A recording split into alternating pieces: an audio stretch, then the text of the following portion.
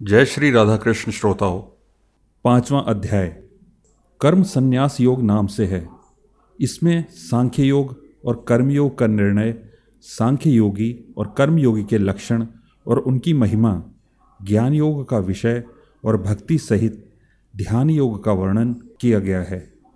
उपरोक्त सभी योगों के वर्णन में अध्यात्म, ईश्वर, मोक्ष, आत्मा, धर्म, नियम आदि का वर्णन है, किसी भी प्रकार के युद्ध या युद्ध करने का नहीं। अध्याय 5 कर्म संन्यास योग। युक्तः कर्म फलम त्यक्त्वा शांतिमाप्नोति नैष्ठिकीम् आयुक्तः कामकारेण फले सक्तो निबध्यते। कर्मयोगी सभी कर्म के फलों का त्याग करके परम शांति को प्राप्त होता है, और जो योग में स्थित नहीं वह कर्म फल को भोगने की इच्छा के कारण कर्म फल में आसक्त होकर बंध जाता है। सांख्य योग में स्थित जीवात्मा के लक्षण। सर्वकर्माणि मनसा संन्यस्त्यास्ते सुखम वशी नवद्वारे पुरे देहि नैव कुर्वन्न कारयन्। शरीर में स्थित जीवात्मा मन से समस्त कर्मों को परित्याग करके वह न तो कुछ करता है और न ही कुछ करवाता है, तब वह नौ द्वारा वाले नगर में आनंद पूर्वक आत्मस्वरूप में स्थित रहता है। न कर्तृत्वं न कर्माणि लोकस्य सृजति प्रभु न कर्म फल संयोगम स्वभावस्तु प्रवर्तते।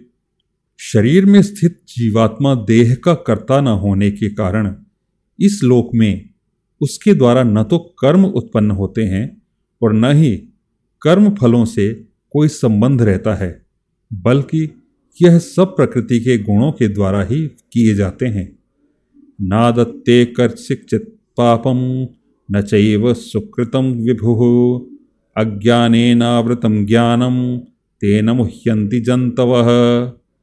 शरीर में स्थित परमात्मा न तो किसी के पाप कर्म को और न ही किसी के पुण्य कर्मों को ग्रहण करता है, किंतु जीवात्मा मोह से ग्रसित होने के कारण परमात्मा जीव के वास्तविक ज्ञान को आच्छादित किए रहता है। ज्ञानेन तु तदज्ञानम येषां नशितमात्मनः तेषामादित्वज्ञानम प्रकाशयति तत्परन्। किंतु जब मनुष्य का अज्ञान तत्वज्ञान नष्ट हो जाता है, तब उसके ज्ञान के दिव्य प्रकाश से उसी प्रकार परमात्मा प्रकट हो जाता है। जिस प्रकार सूर्य के प्रकाश से संसार की सभी वस्तुएं प्रकट हो जाती हैं, तद्बुद्धयस्तदात्मान तन्निष्ठास्तत्परायणः गच्छन्त्य पुनरावृत्तिं ज्ञानानिर्धूतकल्मषाः।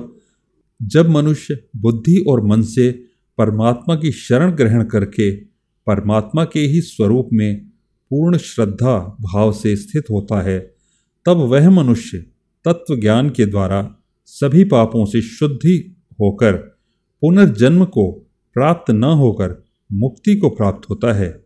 विद्या विनय संपन्ने ब्राह्मणे गविहस्तिनी शुनिचैव श्वपाके च पंडिताः समदर्शिनी। तत्वज्ञानी मनुष्य विद्वान ब्राह्मण और विनम्र साधु को तथा गाय, हाथी, कुत्ता और नरभक्षी को एक समान दृष्टि से देखने वाला होता है। इहैव तैर्जितः सर्गो येषां साम्ये स्थितां मनः निर्दोषं हि समं ब्रह्म तस्माद् ब्रह्माणि ते स्थिताः।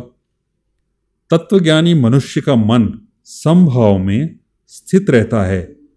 उसके द्वारा जन्म मृत्यु के बंधन रूपी संसार जीत लिया जाता है, क्योंकि वह ब्रह्म के समान निर्दोष होता है और सदा परमात्मा में ही स्थित रहता है।